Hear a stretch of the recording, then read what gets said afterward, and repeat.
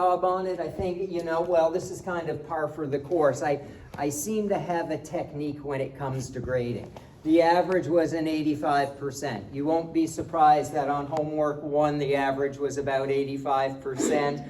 And I suspect that that's kind of how it is, how it will be for each of these, just in that style of grading that I do. By the way I'm reporting back to you, since there are these Canvas submissions, is that working for you?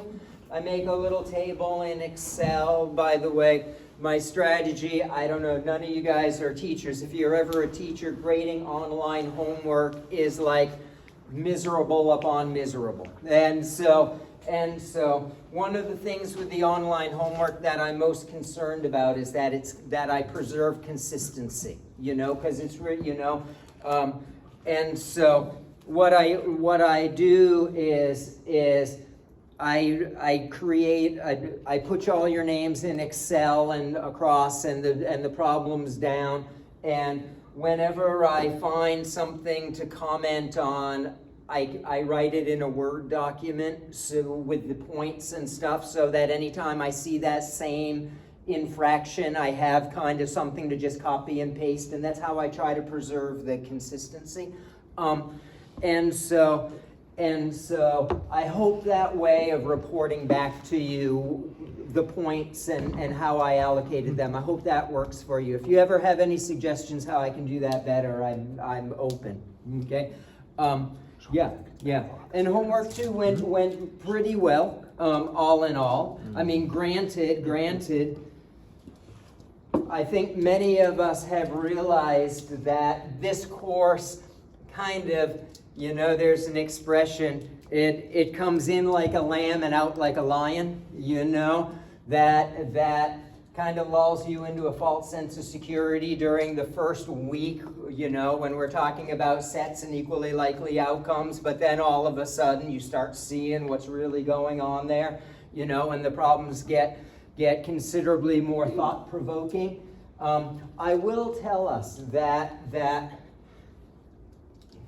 in my humble opinion, Chapter 1 is the one that people in this class struggle with the most. That the nature of the problem solving, where Chapter 1 is very much not algorithmic, right? It's very much, filling a toolbox with tools and equations and things like that, and for each problem you kind of have to piece together what works for it, you know what I mean?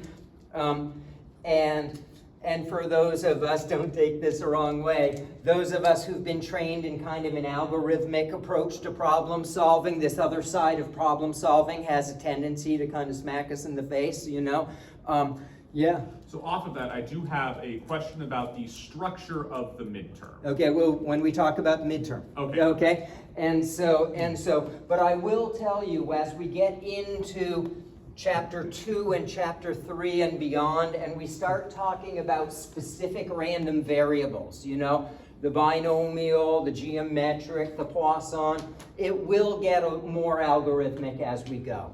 And so this is kind of a part in passing, okay?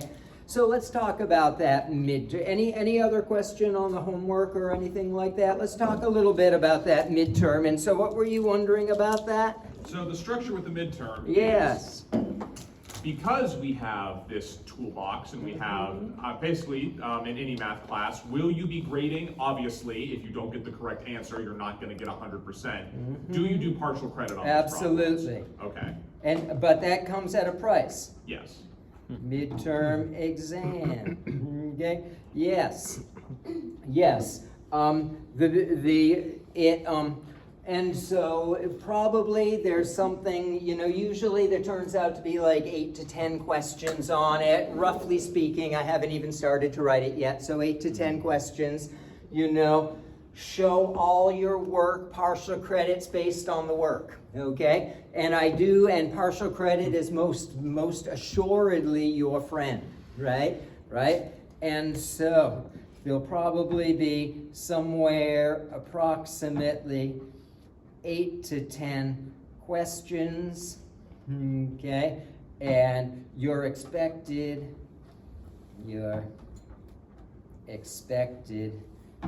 to show your work, in which case I can give partial credit, okay?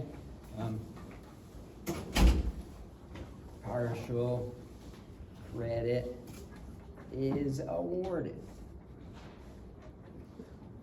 Of course, it's based on the work. Based on the work. I'm using this pen. Okay? Okay? Does that answer that first question? Okay? And so moving on here, okay? Let me see. By the way, don't forget that I have posted a big practice document. There are homework assignment things that I've posted for practice in Canvas from other textbooks, but I also posted a document specifically for this midterm. It's got, I don't know what, 15 or 20 different questions on it with a fairly extensive answer key.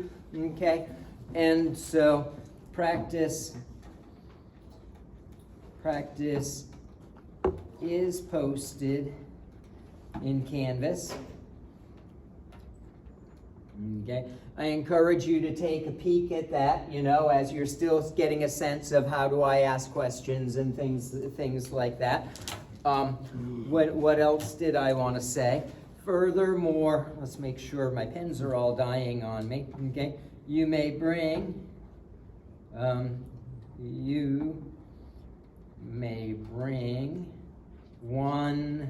one-sided page of notes.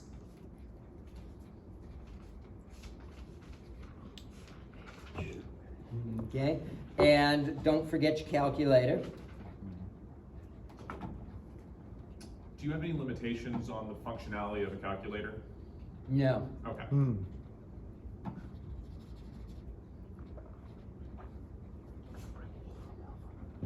In fact, I pretty much mean that. Granted, I don't know all of what you can do on your calculator, but I'm going to be encouraged. We're not kind of there yet because we haven't seen it, but I've already started to tease you that a lot of these distributions are already built into our calculator, right? So I'm encouraging you to use your calculator to the fullest extent. These calculators even do things like integration, is that right? Later in the course when we get to integrals, you can use your calculator to solve those if you want to.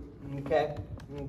So yeah, my catchphrase is you use your calculator to its fullest extent.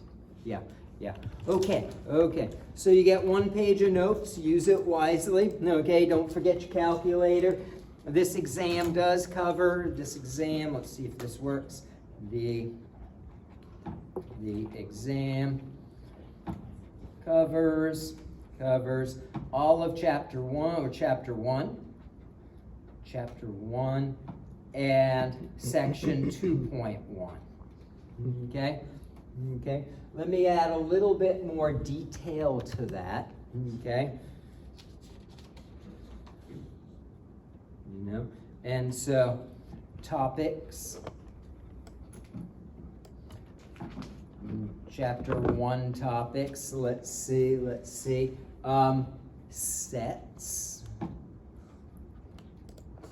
Sets and set operations. Right? When I say set operations, complements, unions, intersections.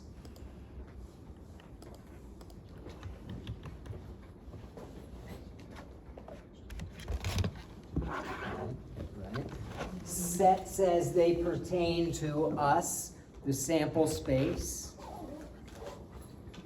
The sample space, outcomes, events. Right.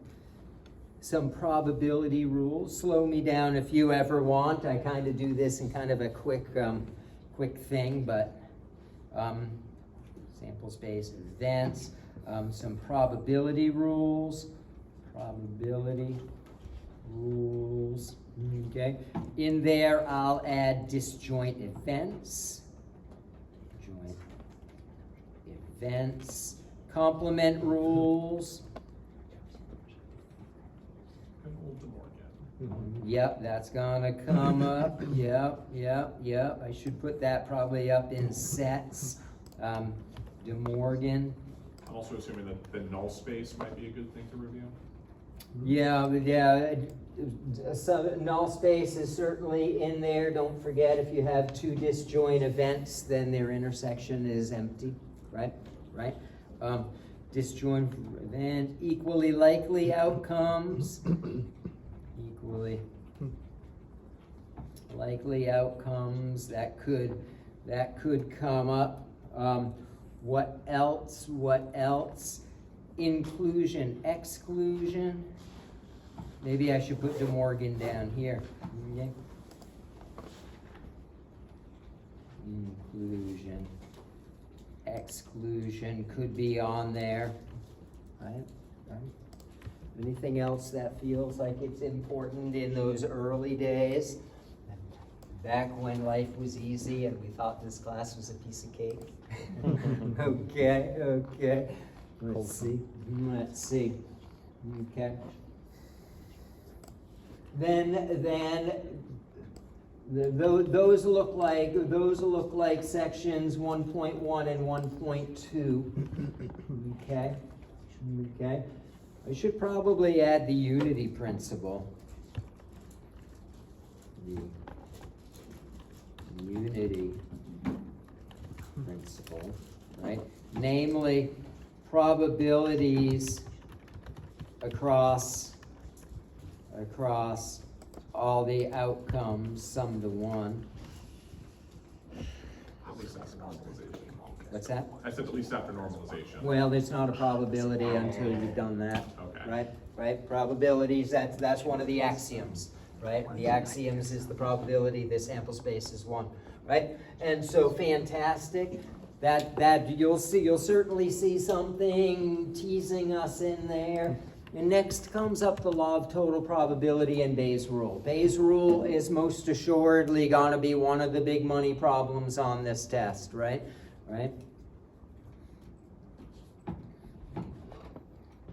Law of total probability and Bayes' rule.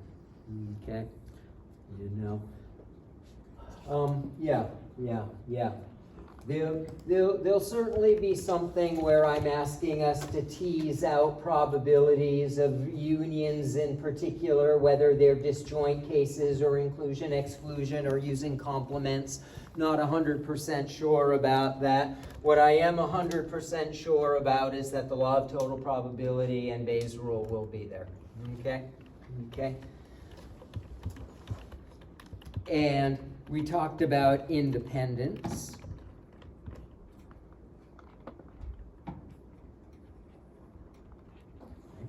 Independence will absolutely be there. Okay? So, one of the things as we're studying for every exam, or whether we're creating a page of notes or whatever it might be, so you have to take all this whole breadth of material and kind of siphon it down to really what's the most important thing, what are the real elements of this course, right? And so when I'm saying something like Bayes' rule and independence will be well represented, what I'm saying is that of the materials that we've talked about, those are really some of the key ideas for us. Okay. In terms of counting, I say it covers all of chapter 1, but in the very last section, we did kind of short that. Okay, so in that last section, I think it's, is it section 1.5? We didn't talk about permutations. I won't put permutations on there. I should put selection without replacement, though, shouldn't I? And in fact, I kind of missed the whole boat there. Not only I jumped right to the law of total probability and Bayes' rule, but what I totally omitted is conditional probability just in general. Yeah.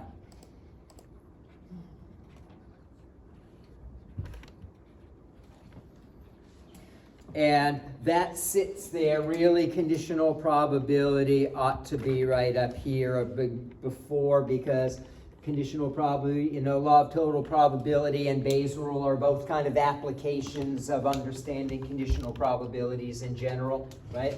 And so conditional probabilities will certainly be there, right? And also in there, selection with and without replacement. Selection with and without replacement.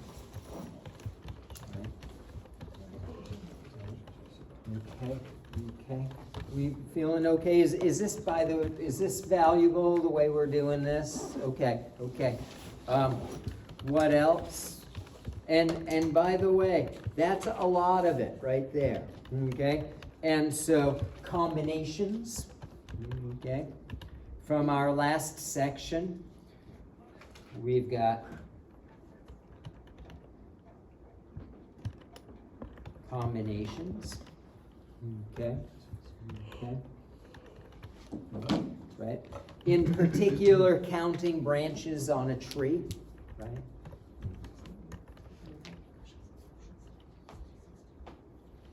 What else can I add there? I think that seems like the major bullets for our first chapters. That seem about right to us, okay? In chapter 2, I said also 2.1, but there isn't much material, okay? And in 2.1, we introduced random variables. In particular, discrete random variables. Discrete random variables. Okay, and probability distributions.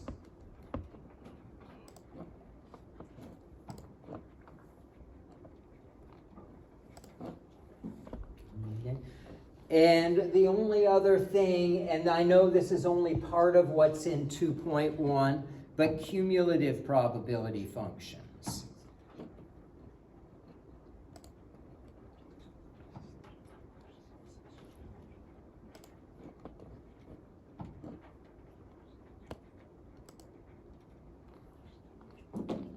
Okay.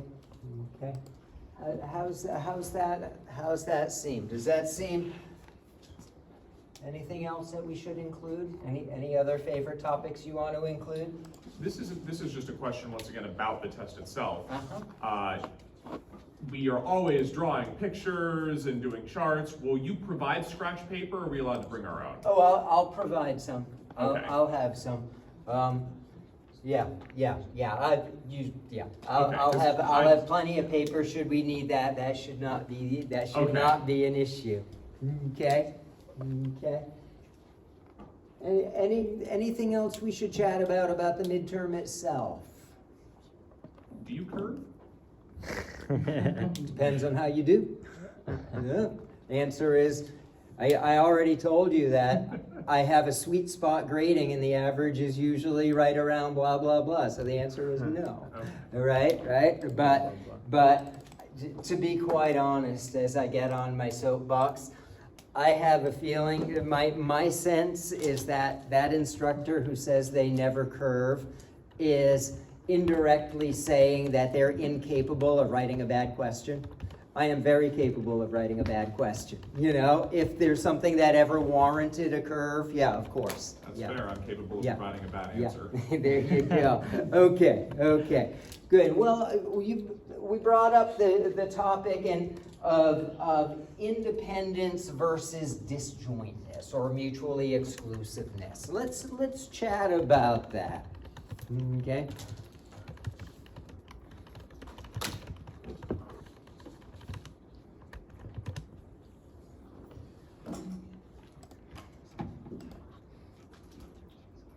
Independence versus mutual exclusivity or disjointness. I'll call it disjointness. Okay. Okay. And so here's the money. Here's the idea here. Okay. If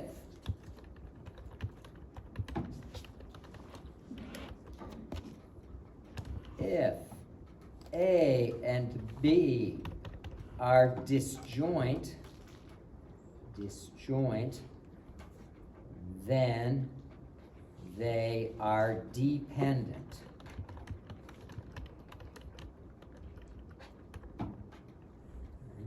Right? If A and B are independent, then they are not disjoint. Oh, that makes sense. Period. Right? Right? Remember, by the way, I'll convince you about this. And I also, if I can, it never has gone well when I've tried, but I'd also like to try to illustrate for us what does independence truly mean, right? And so first thing that is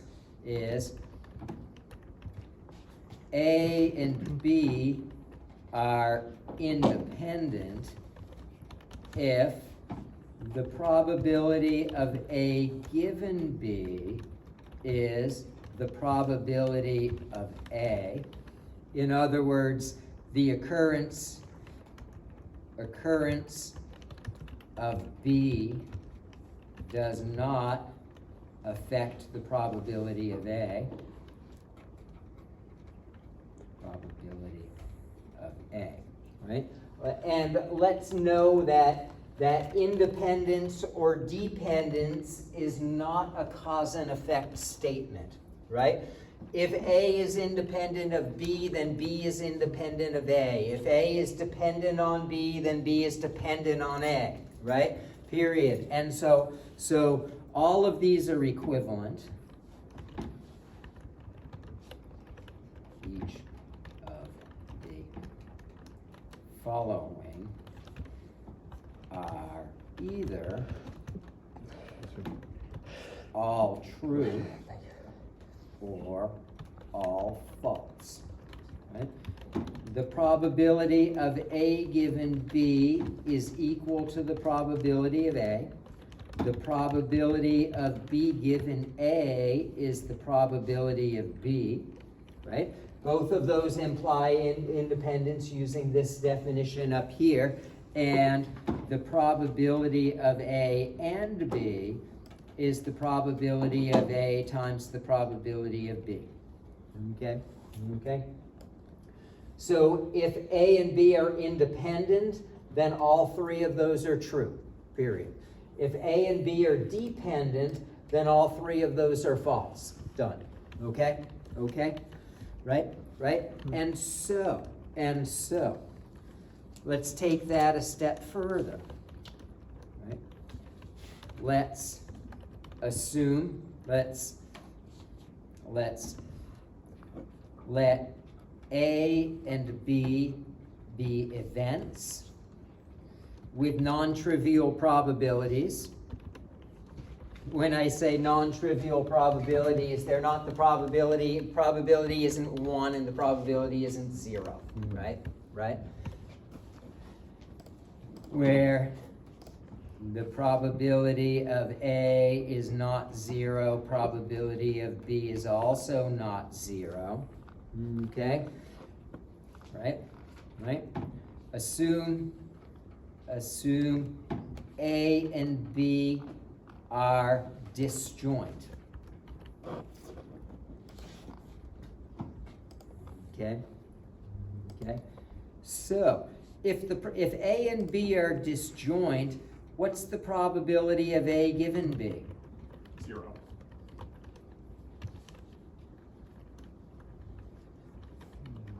Is it? I hear a 0. I see some other fingers going up. In a picture, pictures speak 1,000 words, right? If A and B are disjoint, here's A and here's B, and the two never will meet, right? Right? Well, then let's remember what this is. The probability of A given B literally says, okay, B has happened. What's the probability of A now? See what I'm saying? Right? You see the probability of A given B would have to be 0, right? And mathematically, don't forget that the definition is the probability of the intersection A and B over the probability of B. Am I right about that? Yeah. Right? Well, There's no intersection. what is the event A intersect B if A and B are disjoint? Zero. The probability might be 0, but the event is It's a null. the empty set. Yeah. Right? Over the probability of B is 0 over the probability of B, or 0.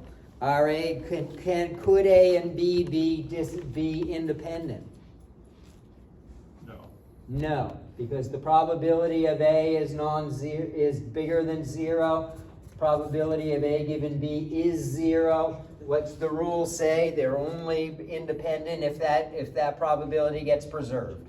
Period. Right? Make sense? Right? And so, thus, the probability of A is not equal to the probability of A given B, right? A and B are dependent. Make sense? Right?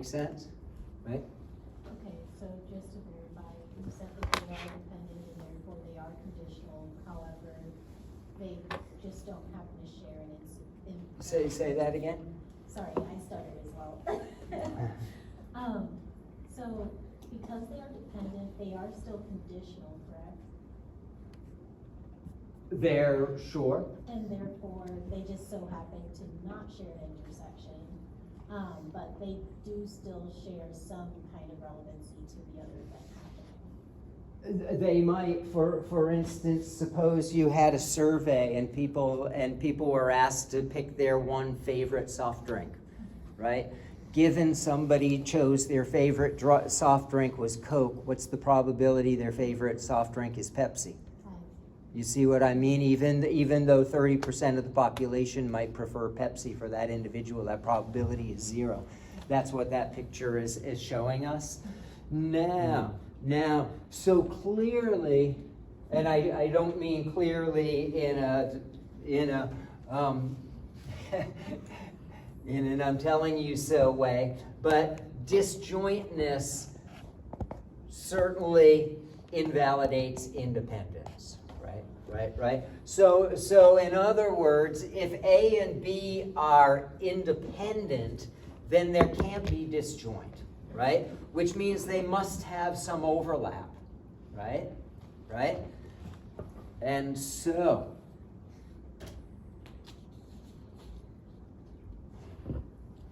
let's see. So,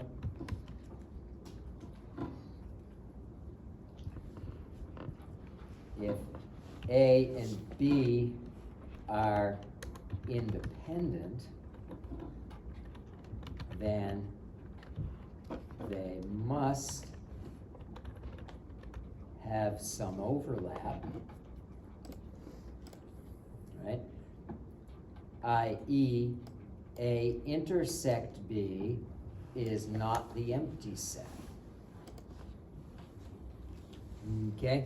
And so, what is really happening? Okay? Suppose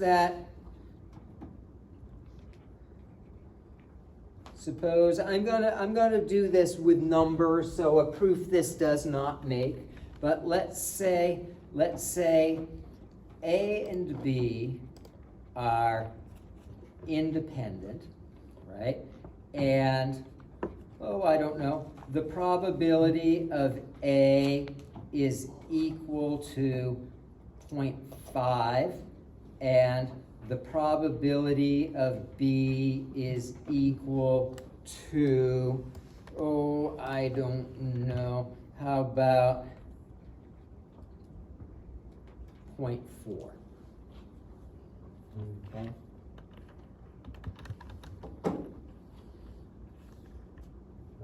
Right? And so,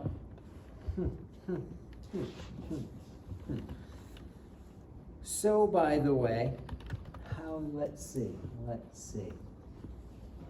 Think of the way I personally think about independence is that no matter how you telescope down or telescope out, ratios always get preserved, right? So for instance, if nationally the unemployment rate is 5%, I don't know what it is, and what state you live in and unemployment are independent of each other, then the unemployment rate in Oregon would have to be 5%. The unemployment rate in Washington would be 5%. The unemployment rate in every state would be 5%. In other words, what state you live in doesn't affect or impact what the probability of being unemployed. You see how it gets preserved across those breaks? Now, you notice here that the probability of A is 50% of the probability of the sample space, right? Right? You'll also see, by the way, that the probability of B is 40% of the probability of the sample space. Are we in agreement? Right? A and B are independent, right?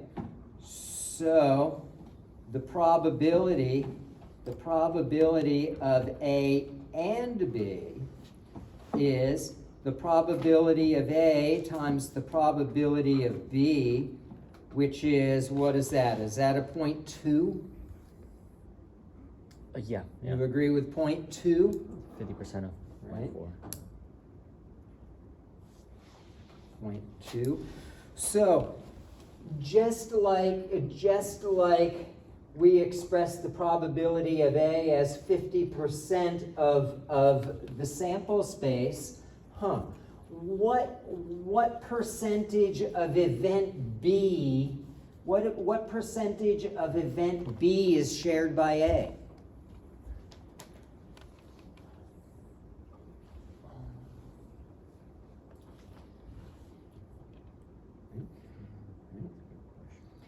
Good. Now, ask ourselves, what percent of the area representing the probability of B is shared by A? Right? Don't forget, what I'm doing is I've got this Venn diagram. You said A has to be 50% of that, right? You said B has to be 40% of that. And there's my space, right? So when I write here, what area of B is shared by A, right?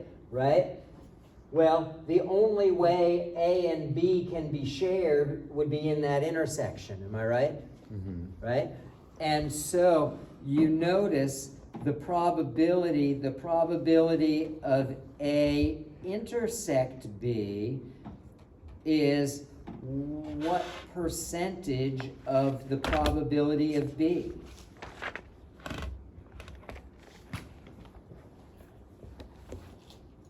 I'll give you a hint.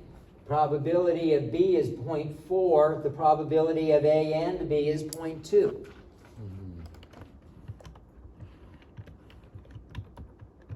Is it half?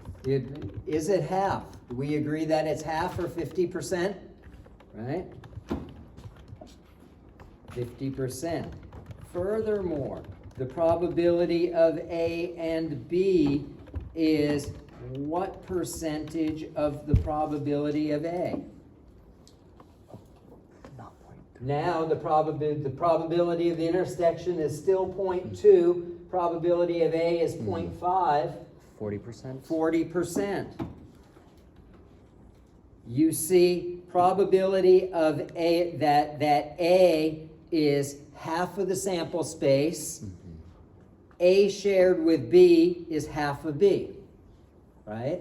That's independence. That's what I mean when I say no matter how you drill down or blow out, those ratios get preserved.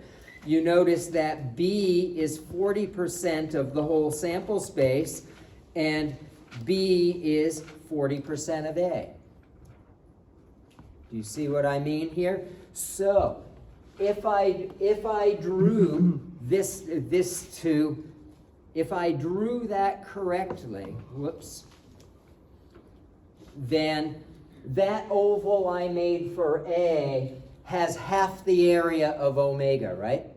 If I drew it right, and if I drew it right, B has 40% of that area, right? Now, let's look at these little subcircles here, right? If B is 40% of the whole space and A and B is independent, then what percentage of A is A intersect B? That same 40%, right? That's what independence means. That ratios get preserved, right? Right? And by the way, that's on the picture, that's what I mean when I say if unemployment and state of residence are independent, then the unemployment rate in every state is the same. Right? Right? How does that feel? Does that help explain the distinction between independence and disjointedness? And in particular, does it eliminate any misconceptions about the relation between them or the lack thereof? Go on. Yes, that does in turn lead to another question. Okay.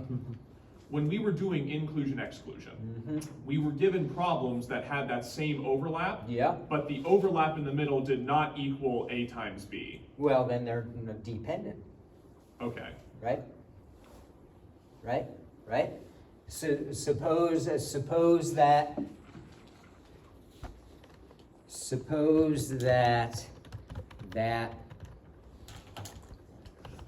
It's a circle, it's a squares and rectangles thing. If A and B are disjoint, then they are dependent, but all dependent events do not need to be disjoint. That's absolutely true. Okay, thank Absolutely you, perfect. true. Yes, yes. That's what I was missing. How does that feel? Does that conversation resonate for us? Yes, yes, no, yes. Okay. Right. So by the way, you know, if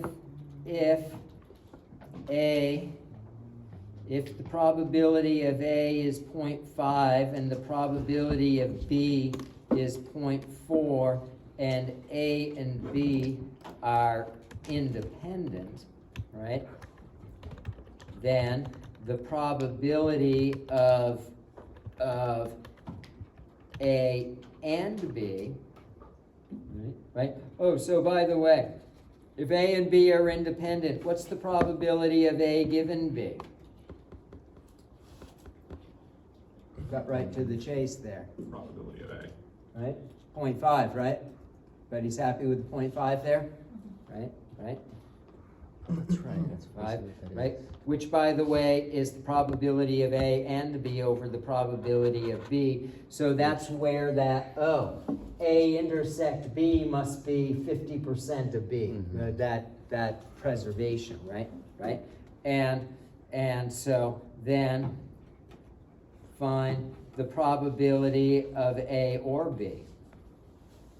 Right?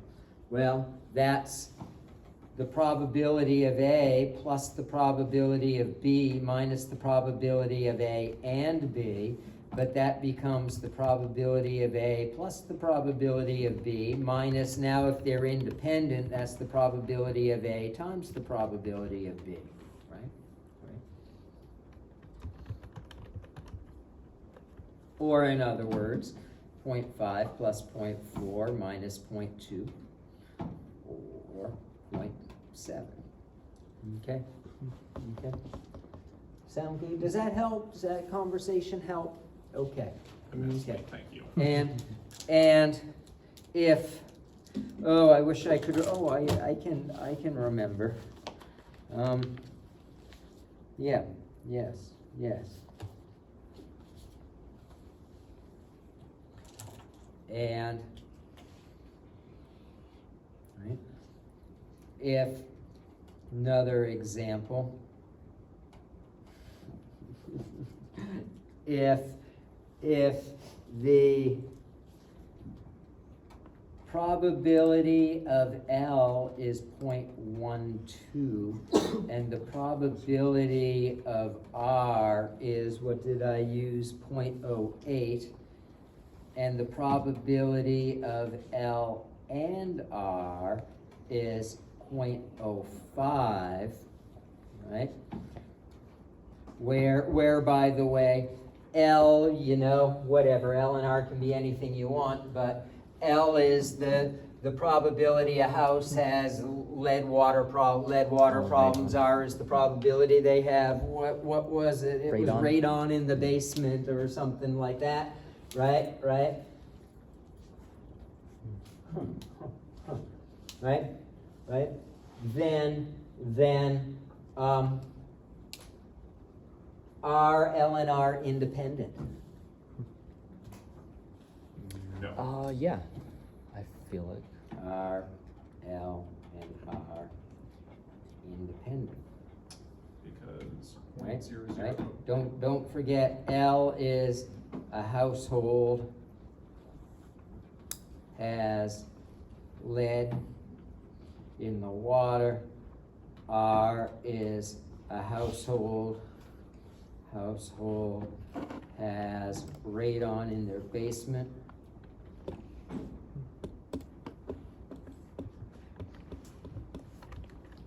Right? Are they independent? No.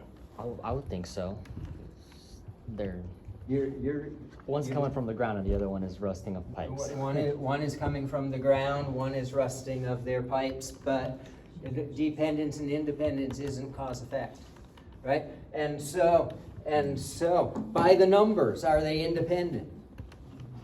It's a math class. Oh, No. well, no, there's Okay, Where it is.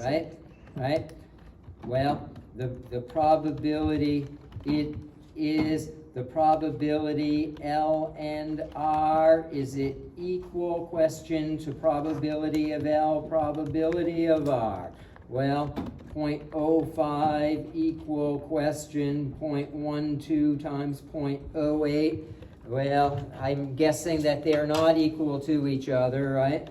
0.12 times 0.08, 0.0096. right, is 0.0096. They are not. L and R are dependent, Trying to apply real world logic to Right, probability. right? Yeah. Okay, I should know better. so are we all happy with that? They're dependent, right? Now another fruitful observation came up, but one comes from the ground and one comes from the water, right? So there's this. So I heard, not to pick on you, heard this statement, one comes from the ground, one comes from the water, they're not related. In real world, they're probably independent, right? What do you think about that sentence? Sounds right. I'm gonna be biased though. Just as there are infinite points between 0 and 1, there's infinite factors in the real world that could, correlation does not imply causation. That's exactly right. That's exactly right. And so where I like that. So not necessarily cause and effect. What kind of houses have radon problems? Old houses. What kind of problems have lead water problems? Old houses. Do you think they're dependent or independent? Okay, that could be Do dependent. you think knowing one fact about that house, the water, would help you predict about whether they have a radon problem?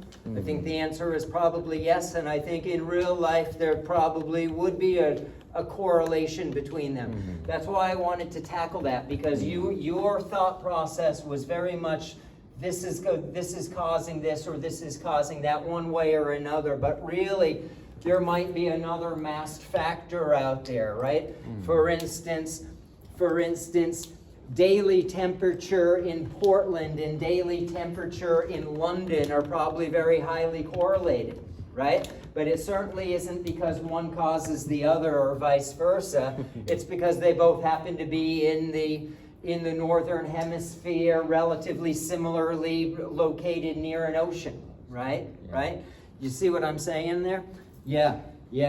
And so, good. Does that help with that whole general conversation?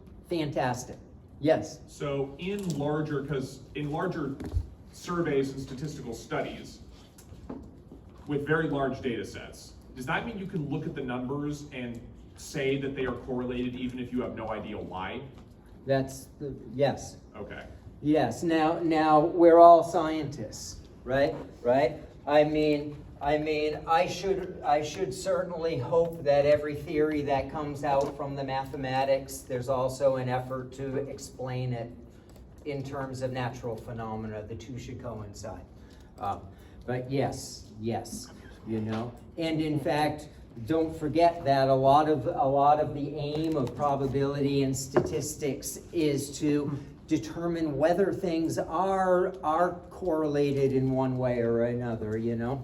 Okay, fantastic. How's that feel? Well, let's see. Any other topics you'd like to, I got some other stuff I want to talk about, but any other stuff you'd like to talk about? I mean, you got a test coming up. I want to see more combinations examples. More combinations examples. Okay. Combination examples will come in two flavors. Okay? One might be something like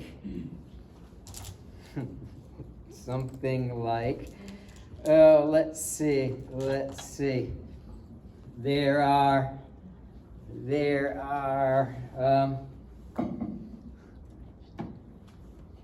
a jar has some combination examples.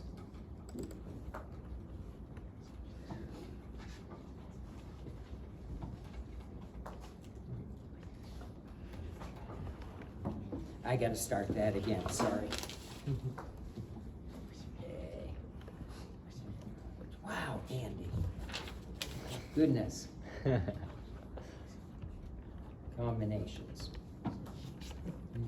There are two general types of problems that I think would be reasonable for this. Now, one of them, there's always going to be an alternative strategy, right? And that is selection without replacement. Without replacement. Right? And so, for instance, you know, we on homework number one of them, there were these dysfunctional keyboards that were classified as one of two parts, and you're going to pick a certain number to inspect, right? So, for instance, we have a jar with 5 red balls and 8 green balls. Right? We're going to pick 3 balls. Okay? All right? Find the probability that at least one of each color is picked.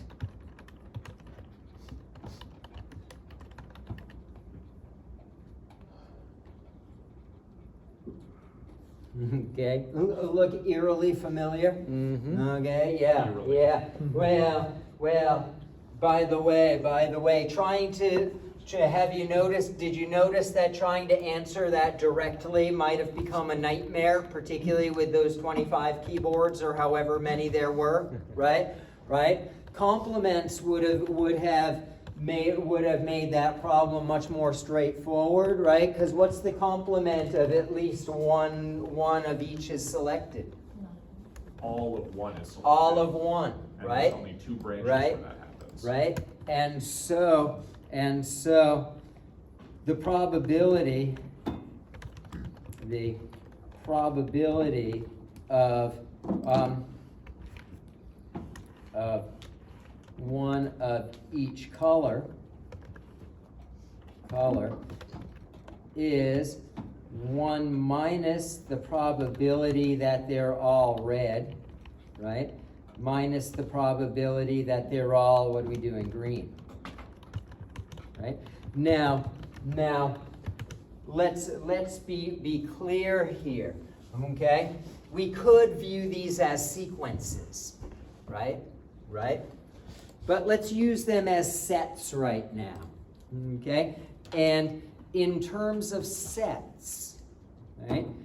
This is 1 minus, we're thinking about all the sets, by the way. There are n equals 13 balls total. Okay? Okay? So how many sets of three balls can I choose from there? There would be 13 choose 3, right? And of those, we're going to pick 3 of the 5 reds and none of the 8 greens. Which becomes 1. Right? Right? That becomes 1, right? That's why most people just leave it off there, right?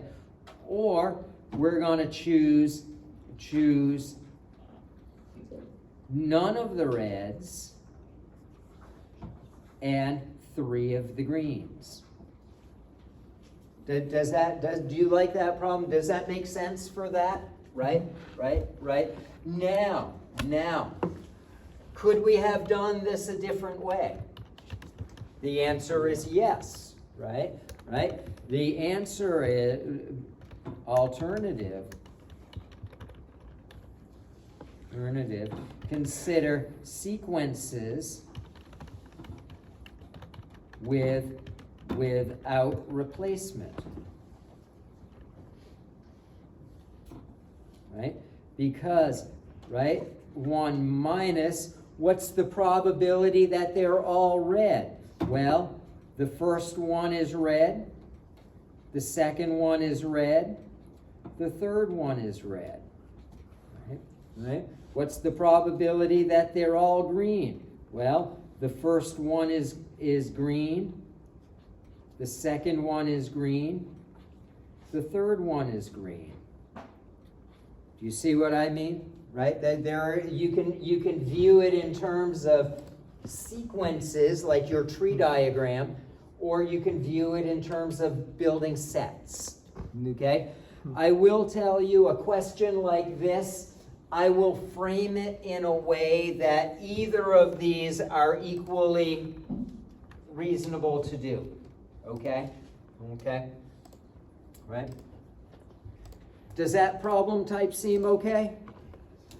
The other way you might see it is this. Okay?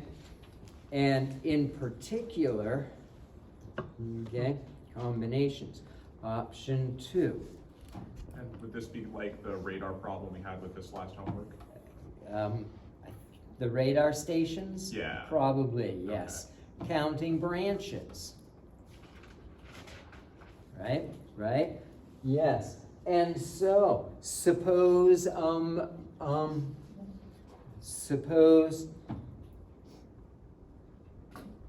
I want to use something real life.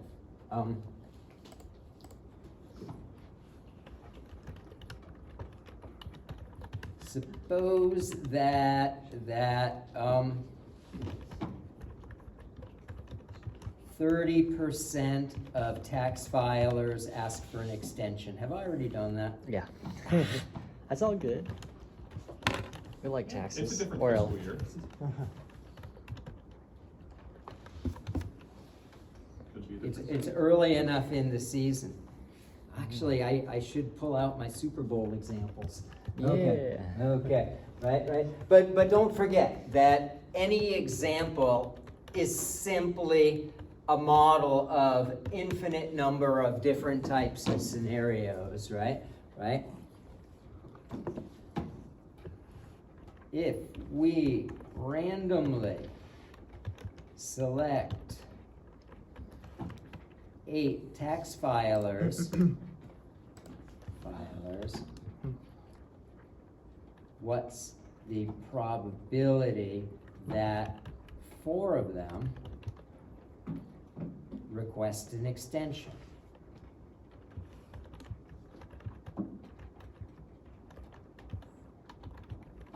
Right? And I'll write here, assume independence.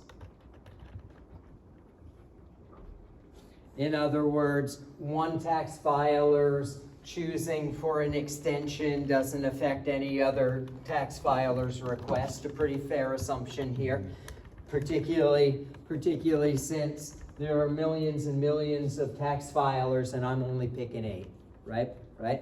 And so, do you see here, now if you were to draw that tree, which nobody will because there are 8 stages on it, 2 to the 8 outcomes, right? That there are going to be a whole bunch of branches on it that have 4 people who requested an extension, right? And so the probability of exactly 4, right, of the 8, right, is the number of outcomes with 4 extension requests, right, times the probability on each of those outcomes, and we've got independence, so wouldn't that be 0.3 to the 4 times 0.7 to the 4? 0.3 to the 4, 0.7 to the 4. Does that make sense? Right? So how many, right? Because don't forget, you're looking at those branches that are 8 deep, such as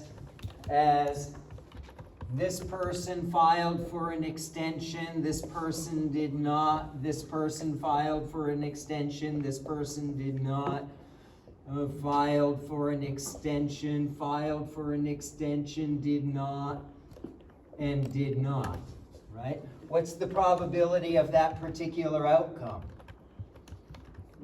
If they're independent. Isn't it the probability of E?